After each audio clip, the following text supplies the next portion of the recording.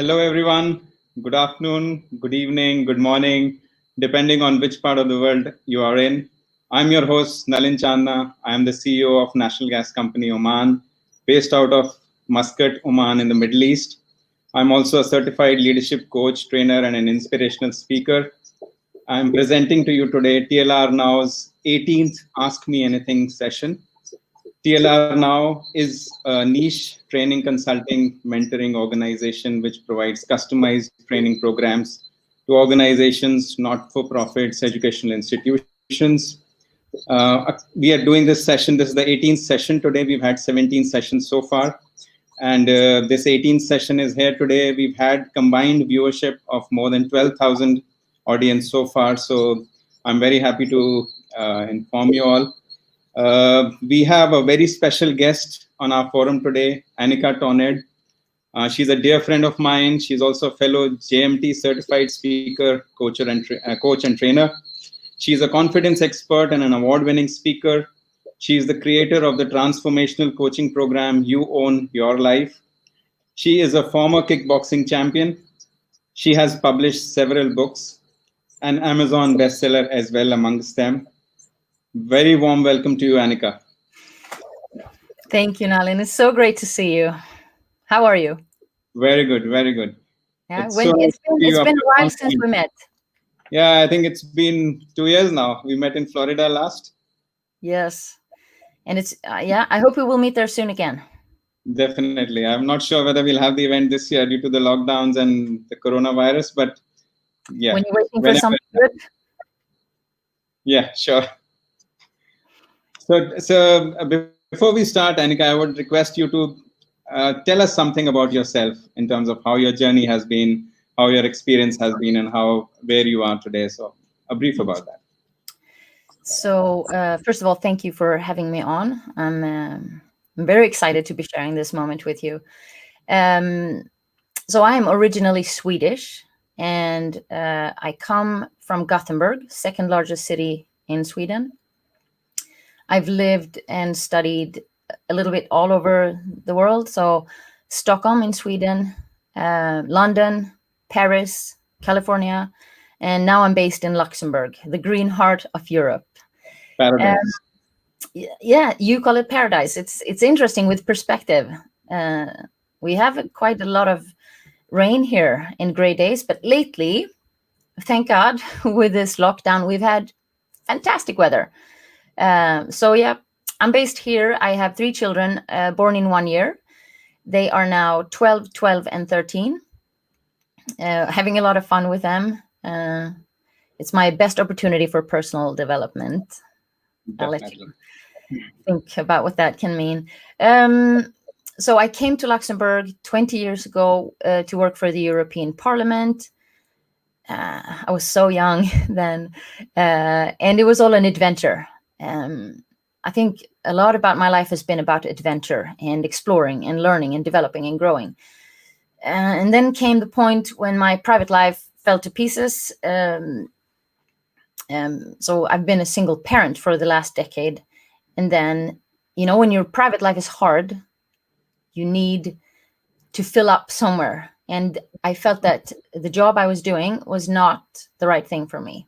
So then I shifted career and I trained a lot. I've never studied so much, worked with the best in the field to become a certified coach and speaker. So that's what I do now. For the past 6 years, I run my own business, Act to Exceed, working with individuals and groups and speaking. And now I've launched this month, actually, my online coaching program and my podcast, which I'm very excited about. Many congratulations, Annica. Many congratulations. Thank you. Yeah. So, Annica, the way we are going to approach this program today is I have a few questions for you, and then we have the audience watching us. So I've got the chat box next to my screen here. So whenever I get pop-ups, I'll keep on asking those questions as well. In the meantime, we'll carry on with our conversation. So just to start with, our session today is influence with confidence. Yeah. So confidence is the core of our session today. So if I ask you, what does being confident feel like? And I mean, how are confident people different from others? Okay, a great question. So to begin with, I would like to say, I don't know if you've heard the expression, your mess is your message. Meaning, if you're dealing with something in life that is really hard, you're going through something or you have this big thing that feels like a problem, the worse it is, the more you know about it. So that I work so much now with confidence and influence and helping people become their everything. That was not the case for me a few years back. So like I said, when we opened up, my personal life fell apart. And one of the reasons it came to that point was that I had no self-confidence. I had extremely low self-esteem, zero, basically. So how does it feel to be confident? Having gone through an incredible amount of work on personal development, my own personal growth, if you ask me, I think if you ask 100 people, you will get 100 answers. But if I were to put words on what it feels like to be confident, I would say freedom. Oh my gosh, to be free from the, I call it OPO, other people's opinions. It's a syndrome that so many people suffer from. To not worry about what others think of you, or if you do this, what will they say? If you don't want to do this, will you be judged? It's freedom to be exactly who you are. And if you look at loving oneself, which is a little bit, do we really want to talk about that? But ultimately, it's what we all want and need deep down inside. And if you feel comfortable with yourself to the point that when you're alone and there's no fun activity on the schedule, nothing coming up, you're not going to have a visitor, but you're just comfortable with yourself, because when you are at peace with who you are, you're okay. And that's a very empowering feeling. So how does it feel? It feels like freedom. It feels empowering. You feel unstoppable. It feels great. Yep. What do you think? How does it feel for you? Absolutely. I mean, being confident, I think, gives you so much freedom, gives you so much power to do things that you've always wanted to do. Yeah. I mean, otherwise you live in your self-limiting beliefs always. Yeah. So being confident gives you that courage to go out and do what you've always wanted to do, to pursue your passion, to do the things that are close to your heart. Absolutely. I think another thing you can add is when you have very low self-esteem or no confidence, you have these dreams and you consider them dreams. They're so unreachable that they're dreams, and you carry them and you appreciate them, or you love them, or you long for them. But when you step into fully being you, owning that space and being confident, all of a sudden you start taking action. So the dreams, step by step, all of a sudden, oops, it turns into your reality. Dream after dream. Yeah. So we have one comment and one question. Abhay Chandna has commented that he's looking forward to an inspiring session. So yes, I assure you, you'll have a great inspiring session. And then we have a question from a gentleman, Rajesh Sharma. He says, quick question, does people you spend time with have a big influence on your self-esteem and confidence? Ooh, I like this question, Rajesh. So great question.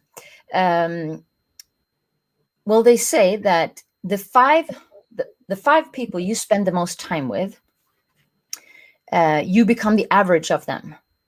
So whether that is by people you choose to be with, or people who you have to be with because maybe you work with them every day, or it's someone in your family, the 5 people you spend the most time with, you become the average of them. So you really want to choose who you let into your inner circle. You really want to choose that. And then someone might say, but I can't because I live with my brother, or I married someone 25 years ago and we're no longer who we married. Well, then I'm just going to say, if someone has a negative influence on you, you want to limit the time you spend with that person. Actually, I'm going to say that even harsher. I'm going to say you want to limit the time you waste with them. That's That's how hard it is. And you want to select you want to invest your time with a select group of people who lift you, who inspire you, who encourage you, who teach you things, who make you laugh, who make you feel loved and appreciated. So yes, it has an incredible impact. And incredible. Whether it's like a child, you can see, take young teenagers who, by just one first bad choice and then a second and a third, end up in a criminal group. They become like their friends. You take another one who choose to step to the side and play football or study or read or have conversations, and they're going to have a complete different path in life. So it starts early, but we can always change it. No matter what your age, you can always change your circle of influence. I think, as our mentor John Maxwell says, that are your friends taking you uphill or downhill? So that's very important. If your friends are not taking you uphill, or they're not adding value to you, or you're not gaining anything from them. Yeah. If they take you downhill, change friends. Absolutely. So thank you for that question, Rajesh. I've got another question from my dear friend Nabil Kazaroni. He says, confidence not always comes from within. How do you go about situations where you have to work with a team that have no confidence in? So does Nabil mean that the team does not have confidence in themselves, or does the team mean that they don't have confidence in you as a leader? So he says, situation where you have to work with the team that is not confident. So maybe he's feeling that the team doesn't have confidence in them. So how do you charge them up? So I think that's his question. Yeah. So my response is that my opinion is that confidence comes from within. Now, if you feel like you are leading a team and they don't have confidence in you as a leader, I'll take the example of a client I worked with who was a vice president in a financial institution and felt that, well, this was the exact situation. Right. He has great values, very committed, hard worker. But for some reason, there was a gap. There was no confidence. His team did not respect him or look up to him as a leader. And then you get a very unconstructive situation. They will not bring their best. They will not commit to deliver. And my advice is that you have to make it your top priority to work on the relationship you have with the members in the team. Right. You have to do it one by one, and you have to do it as a group. I would ask for constructive feedback on how they view you as a leader or why they don't view you as a leader.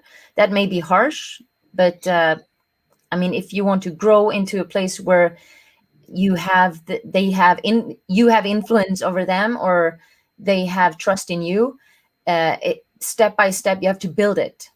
Okay. And it can be a hard process sometimes if you used to have it and it's broken. Sometimes it's close to impossible to regain. If it was never there and you just started off wrong, it's going to be much more easy to build it.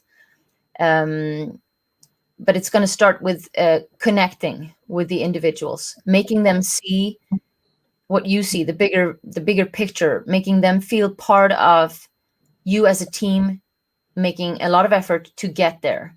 What is it that would inspire each and every one of them to bring their best? Do you know? Like, ask them, what would you want when you come to work to feel that, oh yes, I want to bring my best. I really want to contribute for us to achieve this goal. If you ask that, they will feel seen, heard, and understood. And we love that, don't we? Another thing is, I would probably have a group meeting, depending on how large this team is. But I would have a meeting and I would ask them, not do you have an idea, but I would say, what is your greatest suggestion for an improvement we can make now to optimize our systems or how we work? I would ask everyone to bring to a meeting, what is your greatest suggestion, which would then inspire them to really come up with something fantastic. And out of all the ideas they bring to the table, I would pick one the one that has the least requirements on a financial impact to implement, the one that you can do fast and actually see a change, because then you will have them feel, wow, he asks me for my input and also he actually implemented it. It means I am really part of this. So I hope that helps and gives something to go for, a first step. Sure. I think that answers Nabil's question. I'll quickly look at the comment box again. Hey Vikas, hi Alina. We've got a question from Srinivas saying, how to confidently influence when the message is not positive? For example, during the pandemic, communicating impact of pandemic on salaries, job cuts, etc. Okay, great question. Srinivas. Yep. Okay. So if you're the one who has to bring the bad news and saying that there are going to be cuts, the way I would go about is that I would acknowledge the fact that this is a crisis. There is going to be damage to some. We're going to do everything we can to limit that. Let's say that you have 20 people. If you drop everyone's salary by 80%, nobody's going to be happy. Nobody wants that, right? But if you say, I'm going to drop everyone's salary to 80% and all of you get to keep your jobs. Or you say, 8 of you get to keep your job, but 2 of you I have to let go. Which are the 2 that want to go? Then all of a sudden, it's a much nicer option to take. I'll take the 80%. Another thing is to focus on the positives. I mean, as a leader, you're going to have to find a perspective of something that is positive, something that brings hope or faith or a promise. And I would also bring that to my message. Being a leader, that's part of it. Having to bring the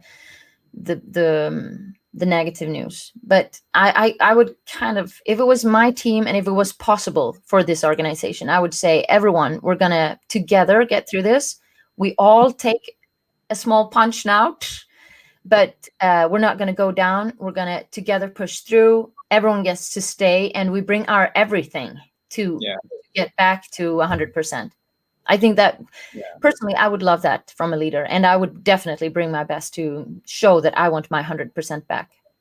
I think that's the true spirit of leadership, when you take people along, when you empower people, when you want good for all your people, your entire team. So I hope, Srinivas, your question is answered.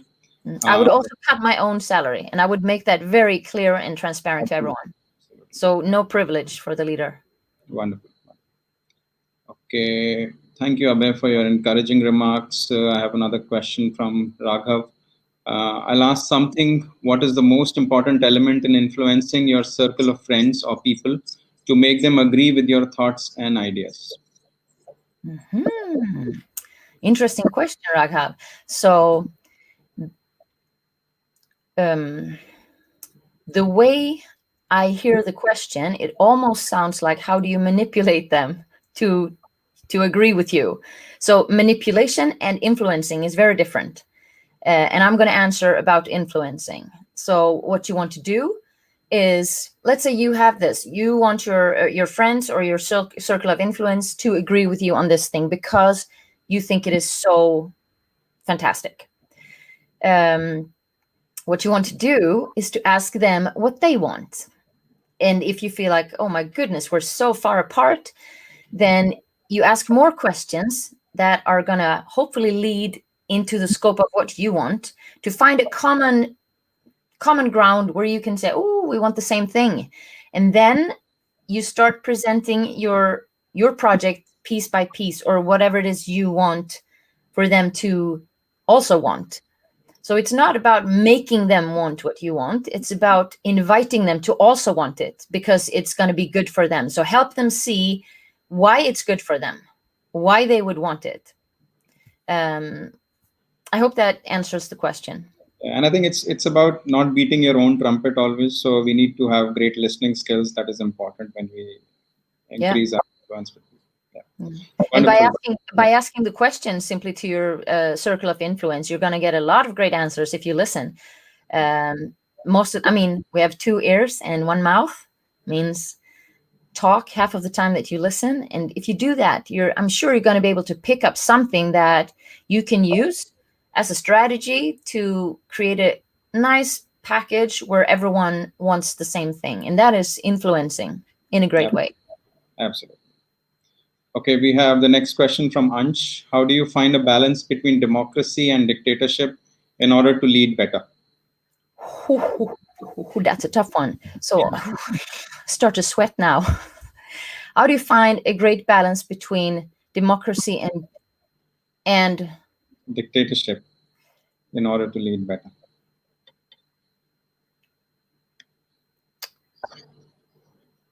That question was like an uppercut. How do you find the balance? I think leadership, being a great leader, means to be the one who courageously walks in front, who makes people feel like they want to walk with you, who makes people feel like they want to contribute to that cause. So maybe I should just acknowledge fully that I am not very engaged in politics because I have worked in a political environment, and let me be diplomatic and just say I don't appreciate much of what I've seen. And I have not seen a lot of great leadership in politics. So a great leader, either I am not able to answer the question, or I don't want to put leadership in between democracy and dictatorship. If you're a dictator and you decide one thing for everyone, are you really leading them then, or are you just forcing them? See, maybe I should just be quiet because I don't want to say something that is hurtful to anyone's political beliefs. What's your opinion? What's your answer to this, Nalin? Yeah, I think because if we are looking at positional leadership, you've been given a position, and the reason you are actually leading people, so you don't really have their loyalty. And the first chance they get, they'll just run away because they are just working under you because they've been forced into that position.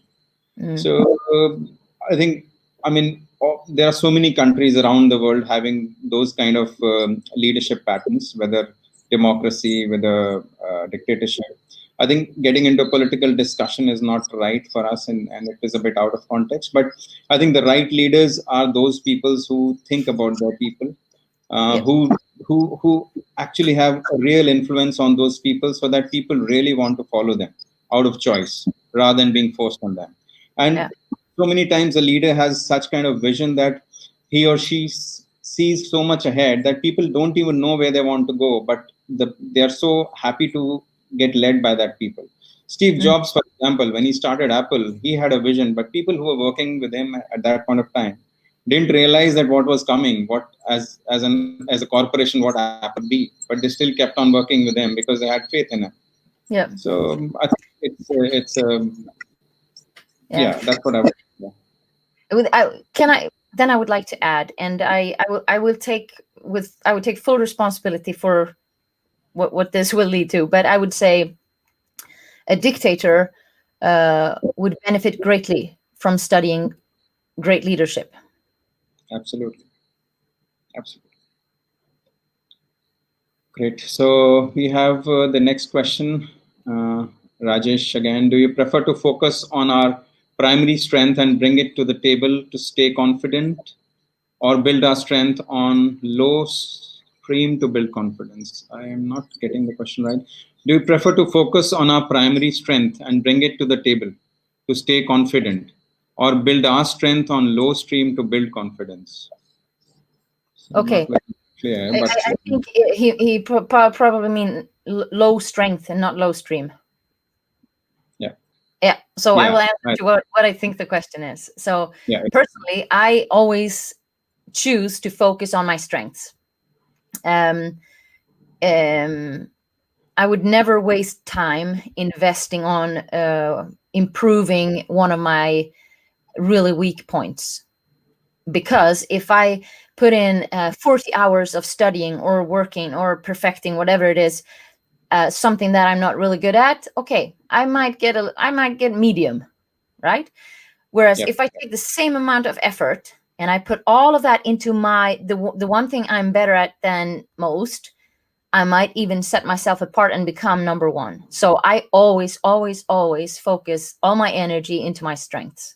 And then when you grow, and if you grow fast, exponentially, I mean, the weak points you had won't matter that much because you're so good at something else. Yeah. That's my answer. How do you do, Yeah. Nalin? Yes, I think you should always get out of your comfort zone, but you should stay within your strength zone. So whatever you're good at, keep doing good. So if I'm good at something, I should keep on doing more of the same things, even though it is stretching me beyond my comfort zone. But if I'm a bad singer, I'm a speaker and I'm a coach, but if I start singing, which I'm really bad at, so I'm getting out of my strength zone. So people will not be here listening to me. They will shut off their laptops and leave. But if Yeah. I am trying efforts to improve what I am good at or what I'm doing now, I think that is what we should be doing. So strengths, enhancing our strengths is always good. Yeah. Okay, great. So another question Rajesh is asking, should we change directions if we aren't matching expectations yesterday for a better tomorrow to be successful? Should we change directions if we weren't matching expectations? Okay. Good question. So I have invented a little system that I called Pop-Up, POPOP, and it stands for, so let's say you set your expectations and you're going to do this. And was it Rajesh who asked? Yeah. Yeah. So Rajesh, you start and you make the effort and you feel like that didn't go as I wanted. I didn't get the results I expected, and I'm disappointed. So pop up, meaning pause to look at, should you proceed or pivot? If you give up after one day, then I say, no, you have to try longer. Is it, you have to give it your everything and still stop and pause to see if you should proceed or pivot. Take a ship that starts from Delhi and is going to New York.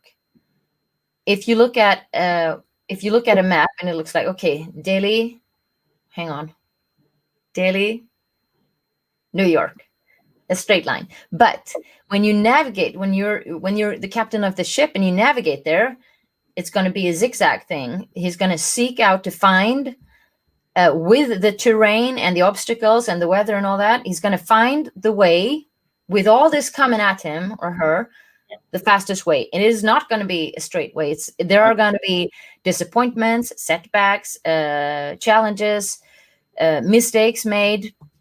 And you have to look at them, analyze them, reflect on, okay, what works? What is going to have to work because we can't change it? What can we change? What seems to not be working at all? And then you improve and you move forward. Definitely. I think the power of reflection gives you that edge. If you keep on monitoring and just reflecting on how your actions have resulted in, if they're not working well, you just change your way of action and just move forward. Yeah. Wonderful. We've got our next question from Abhay Chandna. He says, how do we master the art of becoming a good listener, especially in circumstances where the other person has no knowledge or idea of how to handle it? But since there are your superiors at work, you have to listen and reason with them. How do we handle such a situation, which are quite common at workplace? Whew. When I hear things like that, I just feel so happy to be an independent. I just want to say that for a moment. I love what I do. But if you are an employee and you go to work where you feel that your superior does not have the same amount of expertise or knowledge that you have, but they still have opinions, I would listen, and then I would ask. I mean, if they say something that is clearly wrong, I would say, "Is it okay if I share just a reflection?"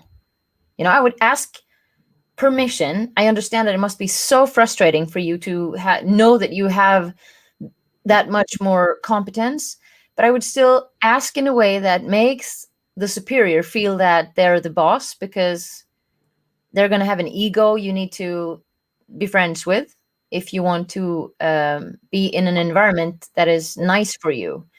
So I would ask nicely. I would say, can I share a thought on this, or can I share another perspective? Yeah. If you ask nicely, I mean, why on earth would the person say no? Absolutely. And I mean, if you can present your thoughts in a way that makes them realize that, oh wow, that's good, then you get to move forward the way you want, the way you know is better. So you may not get the acknowledgement or the credit or the reward, but at least you get to be really good at your job, and that's the way.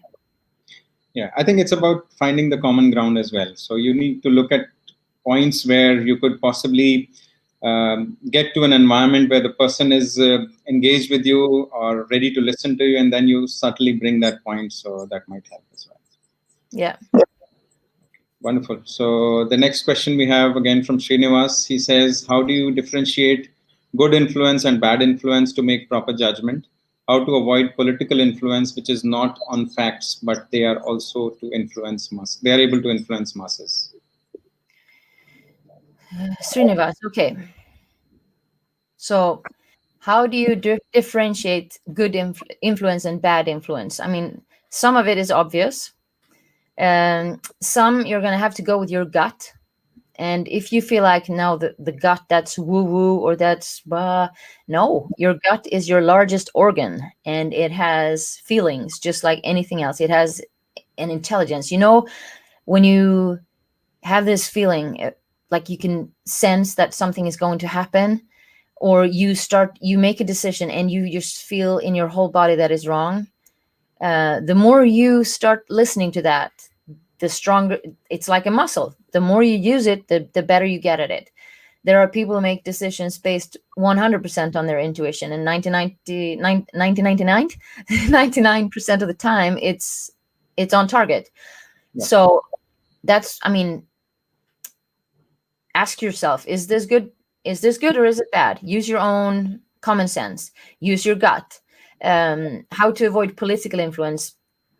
Well, if you look at television, if you look at media, newspapers, they're going to have a certain angle because of which political party runs that. So again, you're going to have to choose the sources where you take in your information. And then you're going to have your intellect, your experience, your wisdom, your own knowledge, and your gut. Yeah. Awesome. Hope that answers Srinivas. We get to the next question from Ankur Virmani. He says, Annica, how to work towards building influencing skills in our team, capabilities for next role. How to work towards building influencing skills in our team. Okay. If I had a team of, let's say, 8 people, whatever number, I would ask them what they want to learn, how they want to grow. I would ask the questions so that they know that I'm expecting them to grow. I wouldn't say, do you want to take a training? Because some are just going to say, no, I'm good. I'm good. I would ask them, what is the area that would be most valuable for you to grow in? And then I would also ask, which is the area where you feel that it would enable you to do a better job? If they're the same, it's a done deal. That's what I would invest money and support to make sure that they get that training as a first step. If they're very different, I would focus on the professional, of course, but I would also see if I can support them in a way to also get the training for their personal life. If that's not possible, I would still encourage them to go for it. And as a next level, if I as a leader know that there's something you have to learn because we're going to change our internal software system, or we're going to open up a new market, then I would say that, okay, great. Now you've learned this. Now you're this much better. Excellent. Here's another training I want to suggest for you that will help you, help our team take our results to the next level. And I like to have people super empowered and inspired to do, to bring their best. So I would most likely have an incentive that I know inspires them to really go for it. Right. What would you do, Nalin? Yeah, I mean, I think it's all about creating that awareness that future can be better if we behave in a certain manner. So we need to just influence them to look at that vision. Probably that vision is not clearer to them at the moment. So if you bring that vision to people, your influence definitely increases and you get onto the right path. Yeah. Wonderful. So we've got the next question from Bharti Balaguragi. She says, can you say something about time management? Bharati. Okay, I love this question. So in my little world, there is no such thing as time management, because whether you manage your time or not, the same thing happens. Time just happens. Tick-tock. Time is invented by mankind for us to just be able to control things better. But so what it is the activities that you put in a day, meaning your priorities. And on priorities, I could talk for a full day. But to give you something applicable, I would say, know your priorities. And that goes to go one step further back. Know your values. I have 5 core values that I use as a decision-making tool that helps me know my priorities. My values are authenticity, integrity, courage, family, and humor. And I use that in every decision I make. If I get a request from a new corporate client, I check, is this going to work with first of all, I check with my family situation, because I'm a single mother with 3 children. If it doesn't work with that, it's a no. I have said no to great opportunities because it meant I would have to travel regularly to London during school days. So I would have loved that job, but it wasn't possible. So know your values as a decision-making tools for your priorities. And then in my online coaching program, I have divided life into 11 areas. Maybe you've seen the life pizza, or in big, what it is that you take all the areas of your life, for example, finances, health, social life, well-being, spirituality, family, professional satisfaction, growth, all of that. And then you look at what is most important to me, what is working really well, what is really important to me, but is not working at all. So I use that to help me really know what my priorities are.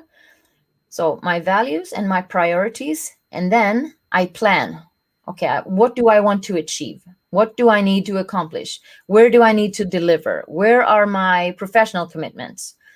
So I put that on a plan, and then I put it into my calendar. I do by month, by week, by day. I love planning. And if you don't have a plan, what is it they say? Fail to plan, and you plan to fail. Absolutely. So if you don't have a plan, you've already failed. You have nothing. Yeah. If you have a plan, now comes the fun. Take action on it. Action every day. Take action, even if it's small steps, but every day take action on it. So time management, in how I see it, is know your priorities, prioritize based on your values, plan it out, and take massive action. You're going to get fantastic results within that time management. Yeah.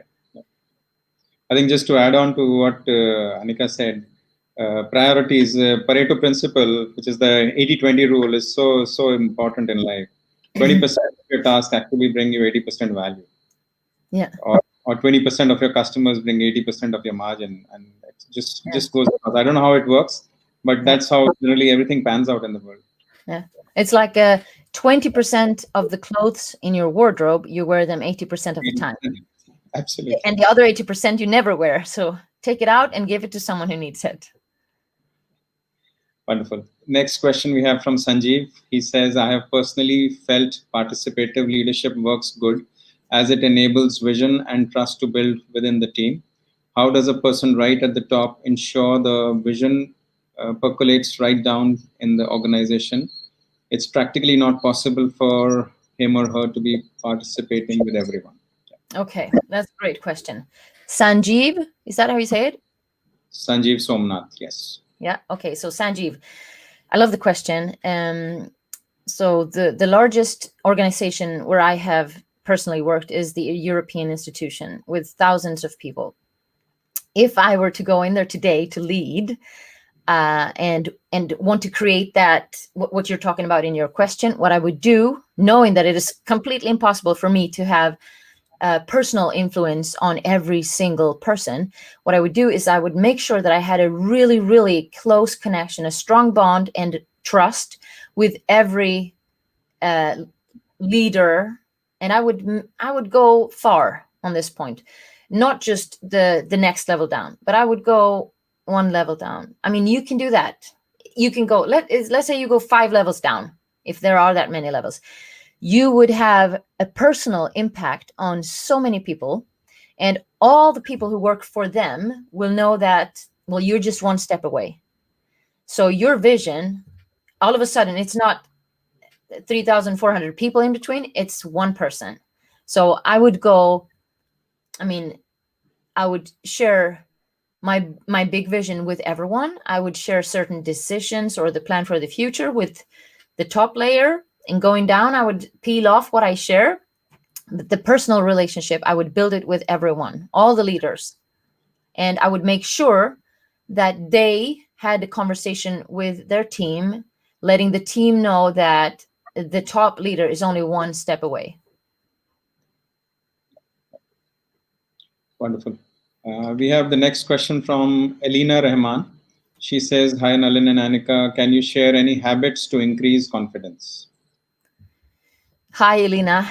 Yes. So confidence is in Latin, it means trust. So it is trusting in our own capacity to deliver.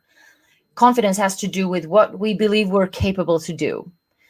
So now, whether you mean confidence or whether you mean self-esteem, it's different. But for confidence, the things you can do to boost your confidence is look at your track record. What have you achieved? What have you accomplished? What have you overcome? Have you been through some really hard times in your life? And I mean, you're here now, so you came through that. Have you helped someone? Have you stepped up and delivered something when it was not expected? Did you win a competition? All these little things, literally sit and put them on a list. With my clients, I call it the top 100 awesome list. To just look at, yeah, I've done this, I've done this, I've done this. I had one client who was extremely resistant to that conversation. He said, no, I have not ever won anything, and I have not inspired anyone or nothing. I have not influenced anyone. I said, even the most introvert person, the shyest person, through a lifetime will have influence in one way or another on an average of 10,000 people. So we do it just by breathing and being alive. We influence people. It may not be in a positive way, but that's up to everyone. So the confidence, you build it. You build it by taking action. You build it by, for example, this may sound strange, but it works. So one way to build your confidence can be to start working out physically, running, jogging, bicycling, swimming. You build strength. Physical strength will make you feel stronger. And all of a sudden, you're going to feel, I'm capable. So when I was younger, I used to think that the body controlled the mind because I was competing in martial arts. So it was very much about the body had to be so strong. Now, with age and experience, I know that it's the mind that runs the body. But if you strengthen the body, it's going to, as a good side effect, also strengthen the mind. So if we feel physically strong, that will help us to feel more confident because you know that you are capable of growing strength. If it's now in the area of, or let me just add on the confidence. You are the CEO of your life, right? You won the race of life. You won this. You've earned to be here. So the way I look at it, you should have confidence. You're awesome. You're here. If your life was a movie and you don't like the part you're playing now, rewrite the script. What is a character you want to be? Decide it. You build who you are. You build and mold and shape who you are with the thoughts of who you are. So you build your confidence. Self-esteem is about how we value ourselves. And if I look at all my clients, I could say that there's a very clear pattern. Everyone has, as if it's not number one issue they struggle with, it's number two. So it's that they have a lack of confidence or a very low self-esteem. And it shows up as either I am not good enough, I am not enough, I'm not educated enough, I'm not beautiful enough, I'm not powerful enough, I'm not influential enough, or I don't have enough. I don't have enough time, money, social status, I don't have enough friends. And the last one is I'm not worthy.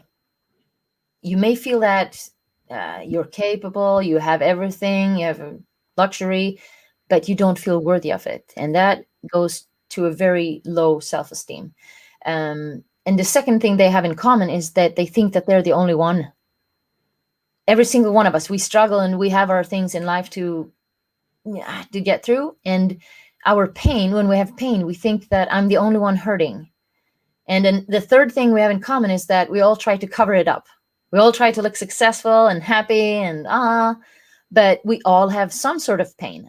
If it's not directly personal, we maybe in the family, someone we love has a disease. Someone we love lost their job. Someone we love is in trouble. So with self-esteem, I just wonder, why do you work so hard to try to look perfect when you know you're not? So self-acceptance, just knowing that you're awesome. You're awesome. Wonderful. So I hope that answers, Alina. We move on. Rajesh Sharma is asking us how to be confident without being overconfident. Is what he means. Yeah. So see, this question, I've heard it many times in different ways. Some ask, some I get the question, what is the difference of arrogance, being arrogant and confident? And when I hear this question, I can't help but think that the person who asked is not very confident. Because being overly confident, in my opinion, is being arrogant. It means that you are compensating for a lack of something. Or I'm trying to think in my own life, are there situations when I'm overly confident? And I actually thought of something. It was, I was going to race my son and I knew I was going to beat him, but I didn't. He ran like a little phew, and that hurt my ego. But I think that's a side note. But being overly confident just means that you've lost touch with the nice part of you. Being overly confident, in my opinion, means that you're arrogant. It means you no longer have respect for the other person or the situation around you. It's not a nice thing. So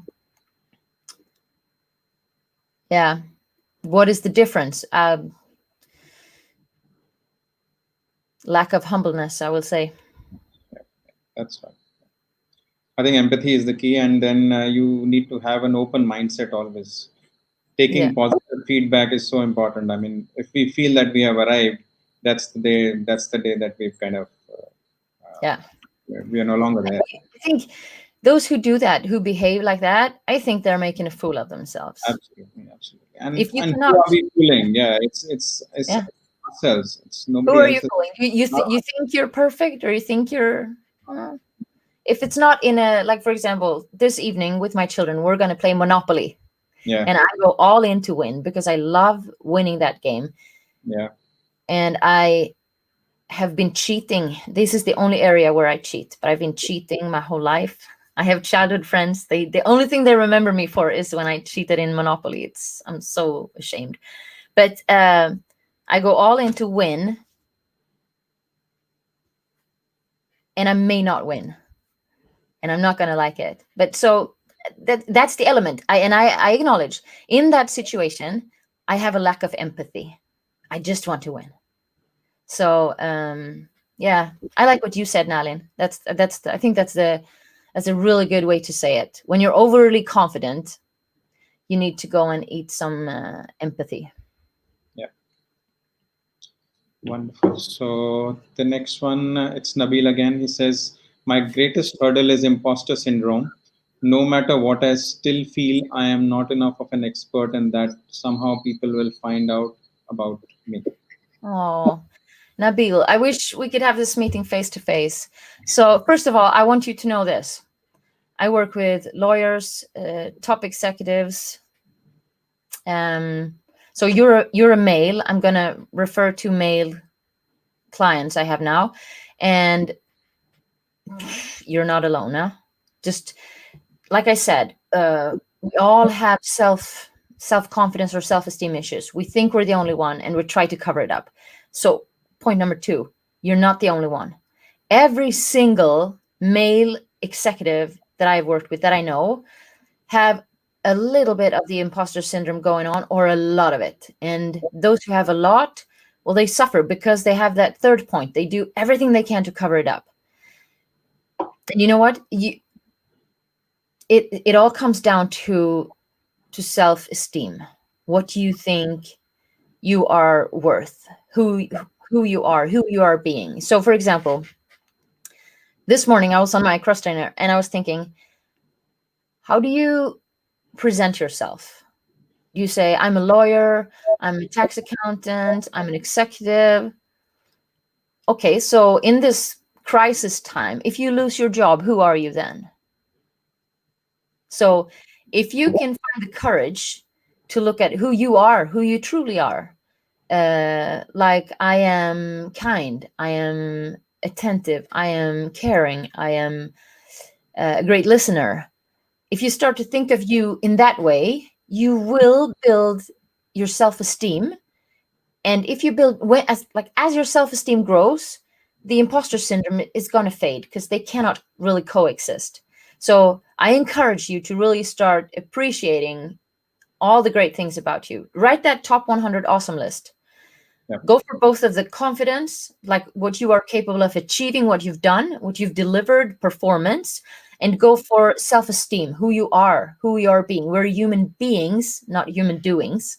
So on the top 100 awesome list, write both what you do and who you are being. And if it's hard, think if you had an identical twin. That would be the closest relationship you could have. And ask that person, what would they say about you? They would start immediately and they would go, dun, dun, dun, dun, all the great things about you. Sometimes it helps to take an outside perspective because we're so stuck in our own perspective of our flaws, our shortcomings that we all have. Right. Yeah, I hope that helps. Yeah, hope that helps.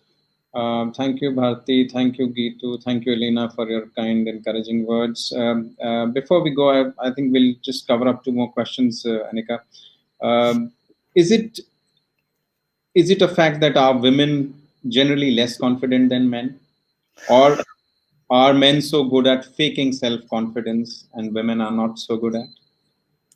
Okay. So this is a little bit of a sensitive question, right? The gender issue. But if you look at when we're little, typically you hear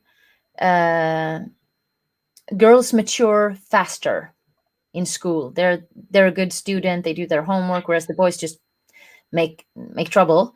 And then comes puberty, where the woman, her body will change and get shapes that are sometimes makes her feel uncomfortable and start to doubt herself, and she retrieves, she pulls back, whereas the male body grows, and there's muscle growing, the nose grows, the shape, the frame changes into strength, power. So from a physical perspective, the male from teenage years on has an overhand, a physical overhand. And I think that a lot of people, I mean, we're preconditioned from our upbringing. Right. Boys are supposed to be strong and bring in the money and don't cry, don't be a man.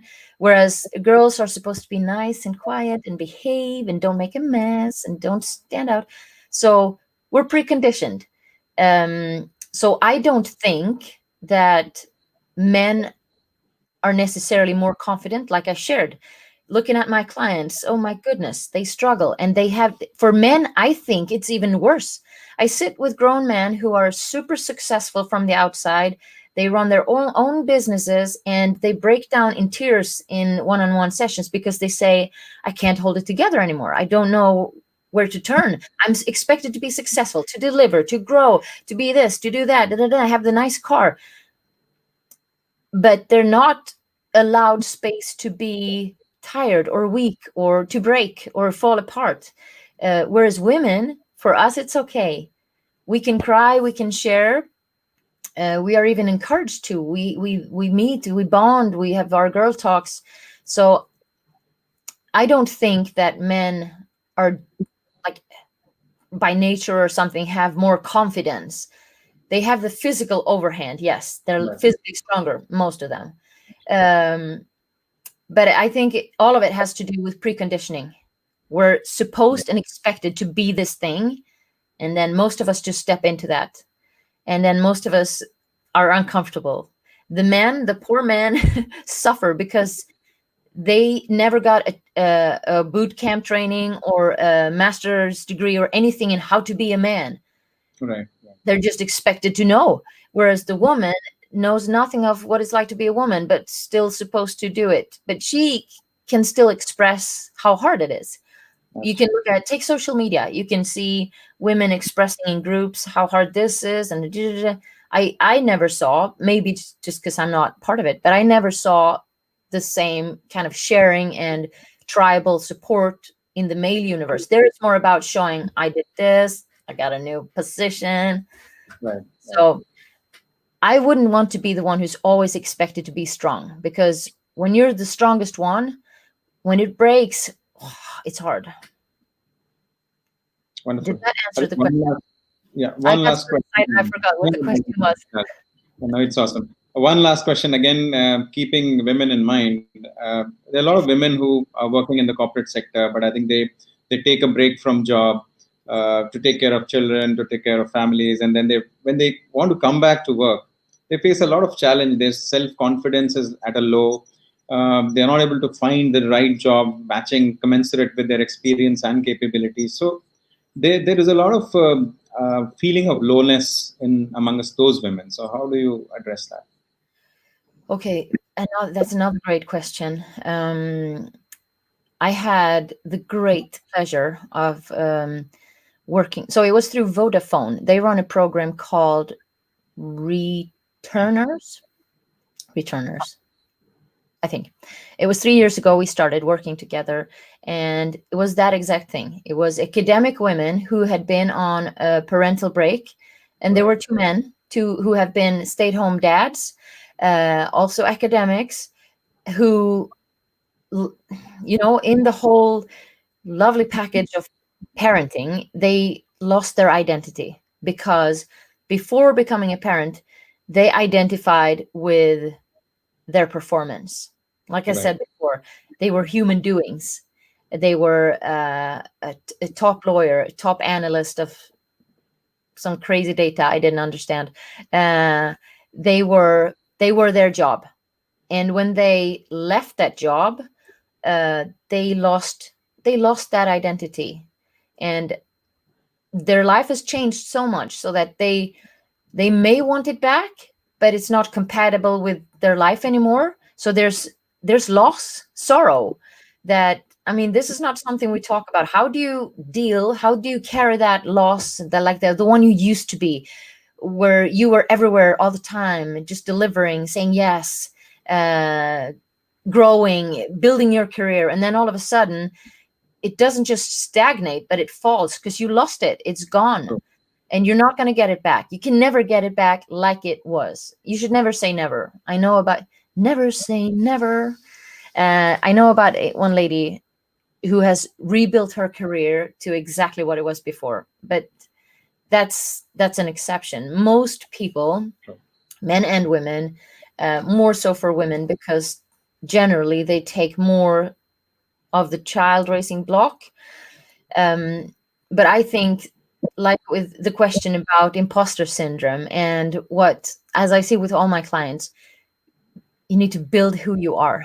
You need to build the relationship with you, not based on your CV or your salary or what your boss gives you, but who you are. To rebuild, maybe it was never there, so maybe it's a matter of building to begin with. If you had it, then focus on you again. I remember when I went for the first time on a trip without my children. So I had 3 babies in 1 year. That's impact. And then they were 4, 4, and 5. And I went with my neighbor on a trip. And I walked from the hotel. The first 2 days, I don't remember anything because I was so stressed about my children. The third day, I walk on the little wooden steps down to the beach with my swimsuit and towel, and all of a sudden I just started crying. I just, and I took my towel and I was like, oh goodness, what's happening? And I was like, so I checked in with myself, what's going on? And my mom brain thought, I miss my children, but it was not that at all. For the first time in 5 years, I felt like me, like the one I was before my children. And I had forgotten that nice feeling. I get super emotional now because I literally forgot what I felt like when I'm me, because I became a new version of me. Sure. But the truth is, I really, really liked the old version of me when when you live in a universe where, it's just a whole different world. So I encourage any woman and man who's become a parent and lost their professional identity to go and find yourself within. It may sound like but it's so important. I think every one of us, we try to show up for others, to deliver for others, to the point that we forget ourselves. And then we feel like we're living our dream life because we have this super awesome job where we get bonuses, we grow, we get acknowledged, we feel like we get proof and input that we are valuable. But growing a relationship with oneself, I think that's the greatest thing you can do for yourself. Wonderful. Thank you so much, Annica. I wish this conversation can just go on, but we've got time limitations. Thank you so much for being on this forum. Thank you. We had a real conversation, and thank you to the audience. We had some really Thank you for all the questions. I loved it. And thank you to the entire team of TLRNOW for organizing this, especially Mr. Udayan Trivedi, without whom this show wouldn't have been possible. Thank you so much. Thank you. Bye. Bye-bye. Bye.